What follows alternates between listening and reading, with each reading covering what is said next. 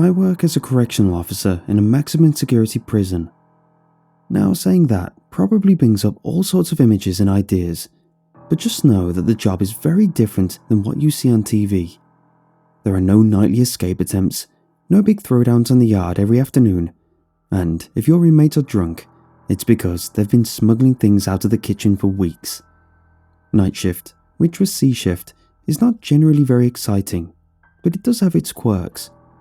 For example, all the guards on C shift knew about the mysterious shower in Quad 2 of confinement. At first, it was just a curiosity to help pass the time, a mystery to be solved, or some bit of annoyance that inmates could complain about ceaselessly. No one could have known how bad it would get in the end. I've been an officer in the confinement unit of this prison pretty much since I got certified. There's a real need for male officers in an all-male facility. Shocking, I know, and the confinement unit is no different. Typically, the crew is small, each one filling a desired need, and in the 2 years I've been here, I've seen and heard some things that you don't see on TV. I've heard hits planned out through the back grating in the windows. I've had all manner of things thrown at me through the flaps which we push their food and clothes in through. I've been called some pretty colourful names, and I've stumbled across my fair share of bodies, hanging and bleeding, which needed immediate medical attention. Shower 5, though, was definitely the weirdest thing I've ever seen. I couldn't begin to tell you why. I doubt anyone could. But sometimes, when you put an inmate in shower 5, they would reappear in shower 3. For those unfamiliar with how a prison quad is set up, let me explain. Each quad holds 28 cells, 14 on the bottom floor and 14 on the top floor, accessible by a catwalk. There are 5 showers in each quad. Showers 1 and 5 are on either side of cell 1 and 14. Showers 2 and 4 on either side of 15 and 28. And shower 3 sits between 21 and 22. We shower 2 quads a night, which roughly takes about 3 to 4 hours, and makes up the biggest part of our night. Quad 2's shower night was Monday, Wednesday and Friday. Inmates are cuffed, removed from cells, weighed, given haircuts, and are placed in the showers so we can search their cells.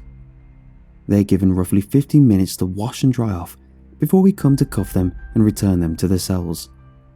While they're showering, they're locked in a shower cell about the size of, well, a household shower, while we go to the next quad over to do pretty much the same thing.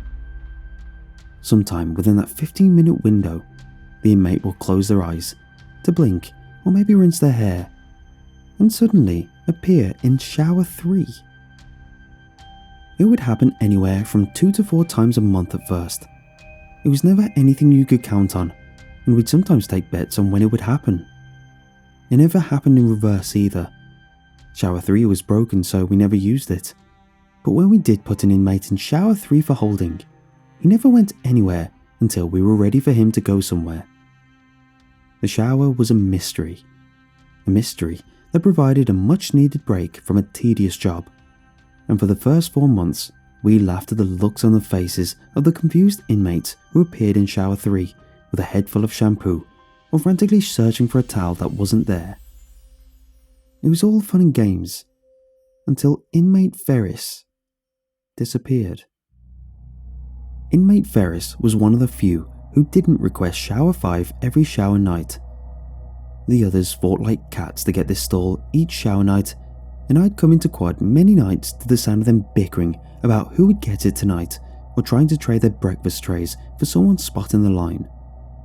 One inmate in particular, Garvey, used to trade his breakfast tray for the spot in line that would get him to shower 5 every shower night. He showered there 9 shower nights for every 10 and still never had it happen. One night in particular, we had just packed him away and put the next man into shower 5, only to return to find shower 3 occupied, shower 5 empty, and Garvey pouting like an angry child.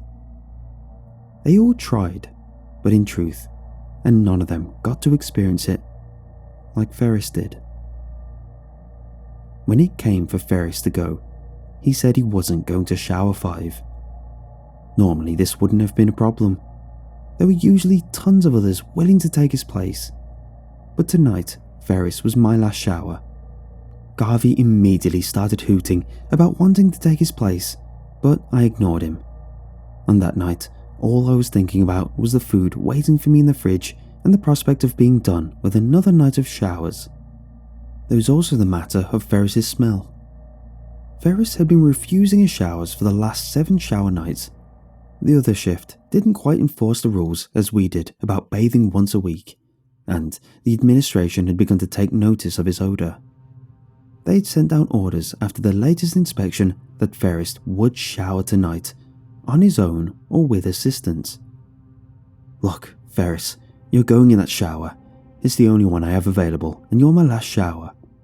"I ain't going in that shower," he said evenly as he stared at me through the glass on the door. I waved Purvis off as he started walking towards us, not wanting to spook Ferris and create a situation where there didn't need to be one. "Look, Ferris, we can do this the easy way or the hard way. If you refuse the shower, I can get a bunch of angry men down here to pull you out and put you in the shower. Or you could be an adult and go take a shower so we can be done here. What's it gonna be?" He argued for a bit, but in the end, he put on the cuffs and went to shower 5 meekly. I will always regret making him go. He was praying when I closed the shower door. He was very religious, and a shower that made people vanish was something he neither trusted nor understood. I closed him in and took off his cuffs, and at first, I didn't think he would take the shower at all. But as I descended the stairs, I heard the water start, and decided to make a trip to the officer's station to have a quick bite. 15 minutes later, I returned to find 3 occupied showers and 2 empty showers. Well, not exactly empty, I suppose. Ferris's towel still hung off the door, and his soap dish was sitting on the ledge, but there was no sign of inmate Ferris. Purvis looked around, not quite understanding what had happened, and wondered out loud if we'd filled all the showers before we left. I said we had, and Purvis and I spent the next hour searching every shower, every cell in the quad, and every cell and shower in the other 3 quads too. We checked the CCTV in the station, but there was no video of him leaving the shower. The video showed him showering 1 minute, and then gone the next. The strange shower hadn't disappeared Ferris to a different shower this time. It had simply made him disappear. The next 3 nights were a nightmare. Ferris's disappearance prompted an emergency search of all dorms, a compound-wide lockdown, the dispatching of the K9 team, and a countrywide manhunt that extended into neighbouring countries before it was finally called off after a fruitless 2 weeks. For 3 days we were questioned, had to make multiple written and verbal statements, and were grilled endlessly by both local and federal officers. The cameras clearly showed that we had been absent from the quad when Ferris disappeared. So, after 3 days, they had no choice but to let us return to work. We weren't sure what to make of the incident, but we chalked it all up to the strangeness with shower 5 and went about work as usual. We didn't use shower 5 anymore though. It seemed like the strange magic had finally turned sour, and after finally making maintenance come down and fix shower 3, we stopped using it entirely. We didn't see Ferris for another 3 months. I've said we a lot in this story, but I haven't talked about the men I served with in confinement. Purvis was our muscle, 6 feet tall and built like a barrel, and I'm pretty sure all the inmates thought he communicated through grunts and the occasional "go to hell." If you weren't an inmate though, he was one of the nicest guys you'd ever care to know. I've spent many afternoons on his back porch with a beer in my hand and the smell of steak on the grill as I chatted with the 3rd member of our trio. Sergeant McMahon, was a 10-year vet who spent most of his time doing paperwork or fielding questions from the brass. He let us handle most of the day-to-day drudgery while he insulated us in a warm blanket of correctly managed reports and accurately maintained logs. McMahon was far from what you'd call imposing, standing about 5'2" with thick glasses and a slim frame, but he was knowledgeable about his job and always had something to talk about. He was the last sergeant I ever served with in that confinement unit. 3 months passed and Ferris's disappearance was starting to fade. After the inquiries and inquests determined we'd had nothing to do with the disappearance, they put us back in confinement and told us to keep a closer watch in the future. We talked about it sometimes, speculating what could have happened to him, but ultimately we lost interest after the paperwork ended and the hype died down. He was gone, and we still had a job to do, so the showers went on and days turned into weeks. It was a Sunday when he came back. Sundays were normally a pretty easy day in confinement. We didn't do showers on Sunday night, and the night was spent cleaning and passing out toiletries and generally just finding something online to watch as we ran out the clock. We brought food in to share most Sundays, and this was no exception.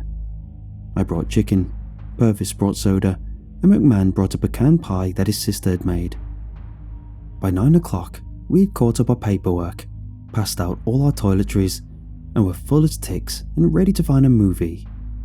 I had my feet kicked up on my desk and was getting ready to enjoy a nap when the sound of boots on doors started in quad 2. Ferris looked up from the screen and sighed. I knew it was too good to be true. We headed out into the quad to see what all the kicking was about. As Ferris and I came through the door, we were buffeted by screams of, "Shower 3!" and "It's Ferris!" and "He's dying!" We came up the stairs 2 at a time, and what I saw will haunt me until the day I die. I'd seen men get hurt in this line of work. I'd seen men get stabbed, and I'd watched a few men die. But I had never seen anything to top this level of cruelty. It was Ferris, all right. We'd arrived in time to see his last few breaths and listen to him wheeze as his lungs finished filling with blood. He lay on the floor of the dirty shower, his blood pooling as it tried to flow into the drain, and shuddered out the last minutes of his life. He was naked, and we were saved having to look at his mutilated genitalia because of the fetal position he'd taken. A nurse would later tell us that they had been cut and sliced cruelly before he died, and his stomach and intestines were a mess of punctured tissue. We didn't know about this until later, but what we could see was horrific enough. His skin had been sliced by long claws, and his back looked as though something had tried to peel him a strip at a time. His arms, his legs, his neck, his face, and especially his back were bloody tatters, and when he finally died, I considered it a true mercy. "Go get the Sarge," Ferris said, and I was relegated to the bubble while McMahon went to the floor to access the situation. They took Ferris out under a sheet, and it was dripping red in its wake. This started a whole new bombardment of paperwork, CCTV footage being combed over a frame at a time, and witness statements being filled out and dispositions being taken. Luckily, we had done our rounds on time. One of us was on camera not even 30 minutes before he disappeared in the shower, and it was agreed upon that the incident had been no negligence of ours. The narrative they constructed was as unsatisfying as it was unbelievable, but it kept our bacon out of the fire, so we didn't argue. Ferris had managed to worm his way into the grates through the shower and had made it into the ventilation system. The other inmates had likely been feeding him and telling him to stop moving. This was before audio was normal in the dorms, so we couldn't check. And after 3 months, he'd gotten bored and wandered into one of the big fans and gotten cut up. He drug himself back into the shower 3 this time, and called for help, and that's where we found him. No inmate admitted to having talked to Ferris since he disappeared, and no blood was ever found in the vents. But this was a much better narrative than a shower that kept sending inmates from one shower to another. Sometimes the administration just wanted paperwork to look good. Making sense was secondary. After that, no inmate would go near shower 5. It spread the compound seemingly overnight, and any inmate that came into quad 2 would refuse to go into shower 5. We were more than happy to oblige the request. One more weird occurrence and they pull us all out and separate us between the other dorms. We all liked being where we were, and were in no hurry to get sent somewhere else. For the next month, we kept a low profile and tried our best to keep disturbances to a minimum. If we needed a reminder of the incident, all we had to do was look at the red stains on the floor of shower 3. We managed to keep the weirdness to a minimum for about a month before it came completely off the rails. Ferris and I were conducting showers in quad 3 and 4 when they brought in our latest wild child. Everett was what we'd call a frequent flyer, and had we known he was coming in, we'd have put him in the cell they'd just released him from 3 days ago. He'd gotten into another fight, probably over gang politics, and now he was sitting in the Sally Port again and cussing up a storm. When they asked us where we wanted him, we didn't even think about shower 5. We told them to just put him in the shower on the other side and we'd deal with him later. I don't know if he said something to them or not, but they later told us that they'd loaded him into shower 5, leaving the cuffs on because he was being combative, and left. We finished showers late that night, and just about the time my butt ate at the chair, I remembered Everett. I haven't heard a peep out of him. Did they load him into a cell? McMahon looked at his board and shook his head. Pretty sure they put him in a shower. A quick look through the glass told us that he wasn't in one of the ground floor showers. How could he be? We had used all the bottom showers to shower the other quads. When we asked them why they had put him in shower 5, they answered that it had been funny to watch him pee his pants in fear of the mystery shower. It was far less funny after the events of that night. We were preparing to go put him away when a chorus of screams brought our attention to the quad. The inmates were screaming, terrified wails that only the doomed are capable of, and the whole quad was going nuts. We could all see the door to shower 5, heaving and bucking as something slammed into it with a machine gun-like rhythm. That wasn't like any kicking I'd ever heard, and added to the screaming, it put me on edge. Shower 5 had become something sinister, something not altogether understandable, and I did not want to see what new horror it had in store for us. I started to move, despite my apprehension, but McMahon stopped me. I've got this. Call the captain and get some help down here while we go see what's going on. His actions saved me. He and Purvis left the station in a hurry, piling up at the door as they hunted for keys, and came through the door one behind the other as they mounted the steps. They were at the top of the stairs and heading towards the shower when the door to shower 5 buckled outward. The door was reinforced metal, and whatever was on the other side had separated it from one of its hinges.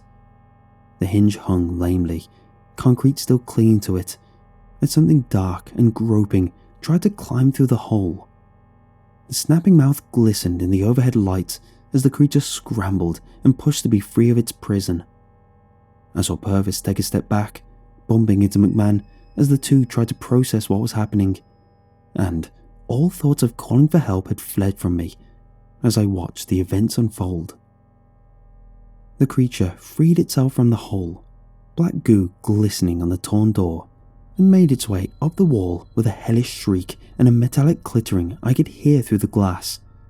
The whole quad had started screaming, and their hellish chorus was only drowned out by the creature's screams of pain as it left a glistening trail behind it on the concrete wall.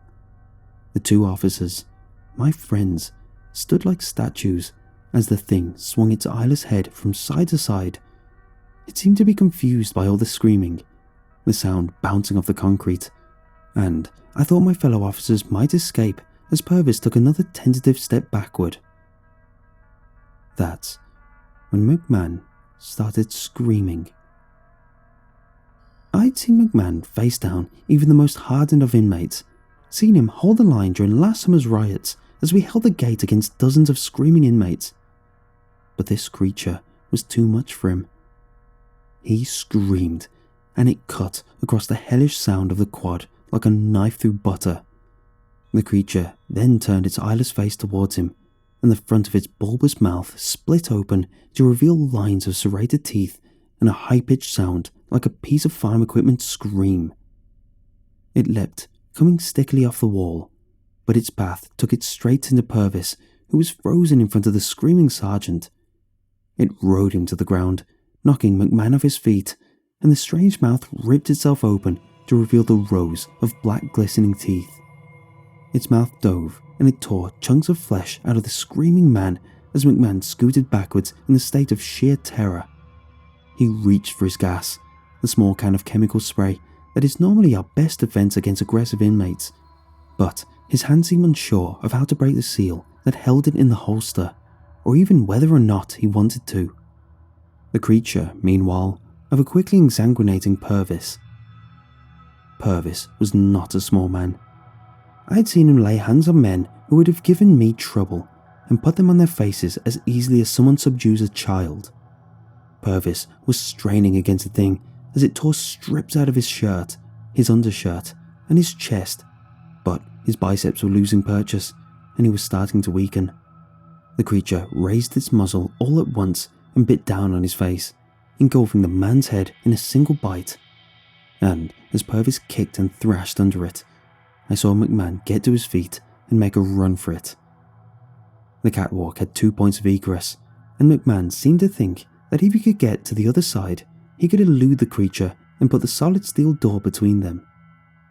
He almost did too, until the creature looked up from the stripped skull it was now chewing on and heard him running down the stairs. It leapt frog-like and hit one of the overhead lights, and the cage light swung drunkenly before falling to the concrete with a shower of glass and twisted bars. As it fell, the creature leapt off of it and caught McMahon in the back as he ran for the door. The door is framed by 2 large glass windows that stand about 25 feet high, so you can glance out of the quad and see what's happening at any given time. The creature slammed into McMahon and plastered him against one of these windows like a bug. His nose broke, his glasses shattered, and as he slid down, I could follow his progress with a trail of blood he left. The only thing visible was one hand spasmodically grasping at the impenetrable barrier between him and freedom as the creature devoured him. I didn't know what to do. I just stood there with the phone in one hand, dial tone blaring at me, and the radio in the other hand, putting out the same good-natured chatter it usually does at this time at night. It was so weird to think that somewhere else in the compound there were people having normal nights. While my 2 best friends were being devoured before my eyes, there were actually people out there having comfortable nights filled with nothing more pressing than a bellyache or an unruly inmate who wouldn't go to bed. It didn't even seem possible that our universes could be on the same plane of existence. I think that's when my mind snapped. Or maybe it was when I looked up from the radio and saw the creature looking at me, its eyeless face staring straight at me, that my mind simply unraveled. I let the phone slip out of my hand, let the radio clatter to the desk, and simply curled in a ball on the floor. I don't know how long I was there, but when I came back to, the captain was shaking me, and all hell had truly broken loose. They had come in after I didn't answer the radio. They had used the emergency keys to come into the station and found me on the ground in a catatonic state. They had then looked out and seen the blood splattering on the window and feared that a riot was underway. They had assembled their response team, a 7-man team with riot gear, and proceeded into the quad. As I looked out into the shadowy hellscape, I could see that several of the cells had been opened somehow, and there was a lot more blood on the floor than I remembered. The remains of body armor and broken shotguns lay everywhere, and the lights in the quad seemed to be in a constant state of flicker. The team had gone in and been attacked by what they thought was a mountain lion or some kind of big cat. They had been ripped to shreds in a matter of minutes, and only the team leader had managed to escape after throwing a flash grenade in the thing's face. It had battered the door a little while trying to get at him, but had eventually gone back to eating the remains of the other 6 members. The team leader said it looked like some of the other inmates had been killed, though he couldn't figure out how this thing was getting into the cells. They looked to me for answers, but I had none. The team leader joined me in the fetal ball in the corner while the captain made calls for backup. I sat in that station for the next 2 days, nodding off when sleep finally took me, and watched as the state police and animal control tried to figure out how to get this thing out of the quad. After the 3rd police officer was ripped to shreds, we got a visit from someone higher up. He told us that the quad was to be quarantined until further notice, the reflective lenses on his sunglasses making him look as inhuman as the creature, and that no one was to go in or out until this thing was dead. The captain asked him what we should do about the men trapped inside, men who hadn't eaten in 2 days, and he simply shrugged and said if they were in there, then they were as good as dead already. That thing isn't going to let anyone out once they're in, and a rescue attempt isn't going to do anything but lose you more men. Don't worry though, we'll make it so no one who's gone through that door ever existed. He was true to his word too. McMahon and Purvis were unmarried bachelors, and so they could just disappear one day after work. Of the 27 inmates that had been in that quad, I don't know. Their files were gone when I came back. Their DC numbers and CDC records were expunged, and all the cells were open and empty. The doors to Quad 2 were sealed shut, the door welded closed and caution tape draped across it. I was offered McMahon's position as confinement sergeant. I took it not because I wanted it, but because I felt it was my sacred trust to stand guard against that thing every night. I've never seen it during the day. It doesn't seem to like the light. But at night, you can catch glimpses of it in the darkness as it stalks the rats and roaches that still live in the quad. The new officers they put back there always ask me what happened to Quad 2, but I never tell them the whole story.